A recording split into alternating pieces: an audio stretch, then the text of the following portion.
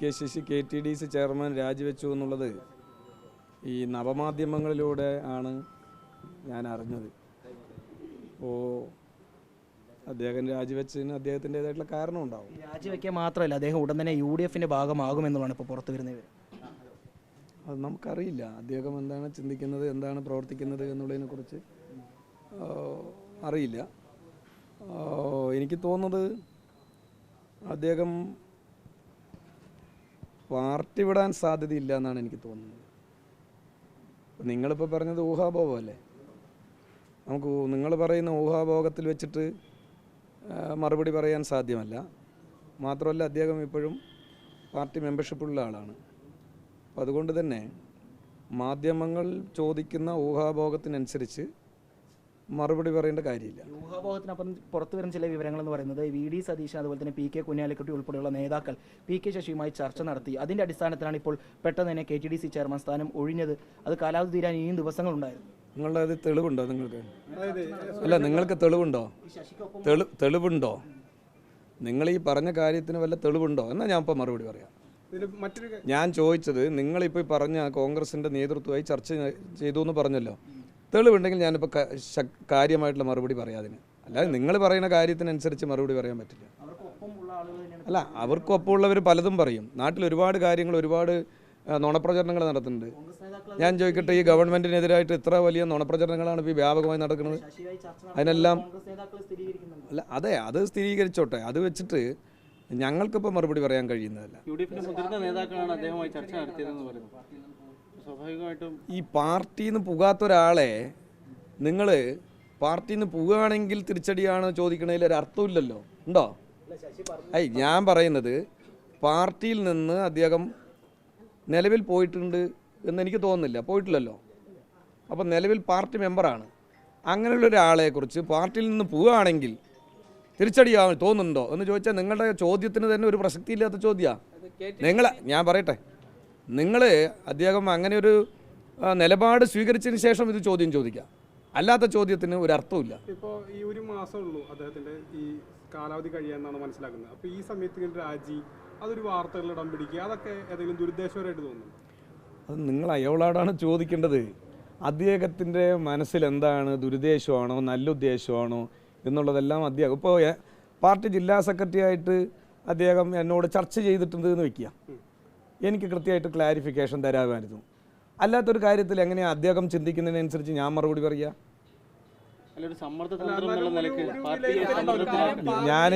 ഞാനിപ്പോഴും പറഞ്ഞല്ലോ, അദ്ദേഹം ഇപ്പോഴും പാർട്ടി വിടുമെന്ന് ഞാൻ കരുതുന്നില്ല. പക്ഷേ ഇതിലൊരു കാര്യം, ഇപ്പോൾ ഇങ്ങനെയൊക്കെ നമ്മൾ സംസാരിക്കുന്നത്, അതായത് ജില്ലാ സെക്രട്ടറിക്ക് ആയിരിക്കും ഇതിനെക്കുറിച്ച് കൃത്യമായ ഇന്റലിജൻസ് കൃത്യമായ വിവരങ്ങളും അങ്ങനെ കിട്ടിയിട്ടുണ്ടാവില്ല.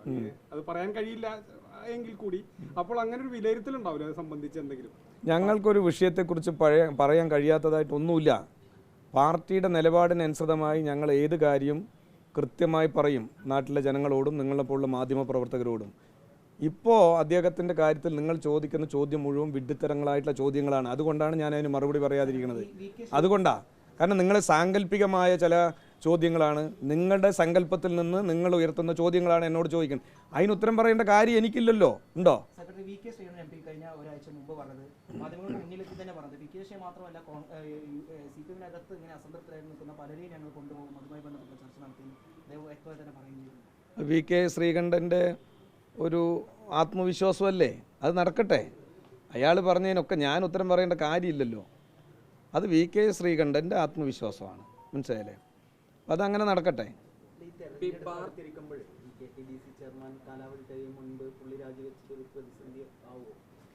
ഇത് നിങ്ങൾ എന്നോടല്ല അദ്ദേഹം രാജിവെച്ചതിനെ കുറിച്ച് ചോദിക്കേണ്ടത്. നിങ്ങൾ അദ്ദേഹത്തെ പോയി കണ്ട് എന്തിനാണ് നിങ്ങൾ KTDCയുടെ ചെയർമാൻ സ്ഥാനം രാജിവെച്ചത് എന്ന് PK ശശിയോട് ചോദിക്കുക. അദ്ദേഹം പാർട്ടിയുടെ മെമ്പർ എന്ന നിലയ്ക്ക്, ഞാൻ പാർട്ടിയുടെ ജില്ലാ സെക്രട്ടറി എന്ന നിലയ്ക്ക് ഞങ്ങൾ തമ്മിൽ ഈ കാര്യങ്ങൾ എന്തെങ്കിലും ചർച്ച ചെയ്തിട്ടുണ്ടെങ്കിൽ ഞാനത് വ്യക്തമാക്കാമായിരുന്നു. അങ്ങനെ ഒരു ചർച്ച ചെയ്യാത്തിടത്തോളം കാലം ഞാൻ അദ്ദേഹം എന്തിനാണ് രാജിവെച്ചത് എന്നുള്ളതിനെക്കുറിച്ച് പറയാൻ ബാധ്യസ്ഥനല്ല.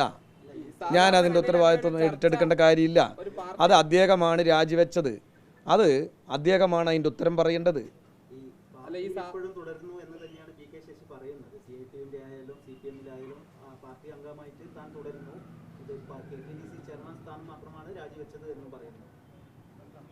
പാർട്ടി അംഗമായിരിക്കുന്ന കാലത്തോളം അദ്ദേഹം പാർട്ടിയിൽ തുടരുകയാണ്. അപ്പോൾ ആ ഒരു കാര്യത്തിൽ ഞാനിപ്പോൾ പറഞ്ഞല്ലോ, നിങ്ങൾ ആദ്യം തന്നെ പാർട്ടി വിടുമെന്ന് തോന്നുന്നില്ല എന്ന് പറയാൻ കാരണം അദ്ദേഹം പാർട്ടി അംഗമായി തുടരുന്നത് കൊണ്ടാണ്. അതല്ലേ ശരി? പാർട്ടി അംഗമായി തുടരുന്ന ഒരാൾ ഏതെങ്കിലും ഒരു ഔദ്യോഗിക സ്ഥാനത്ത് നിന്ന് രാജിവെച്ചു എന്ന് പറഞ്ഞാൽ അതിന് മതിയായ കാരണം അദ്ദേഹത്തിനോട് ചോദിക്കണം. മനസ്സിലായില്ലേ?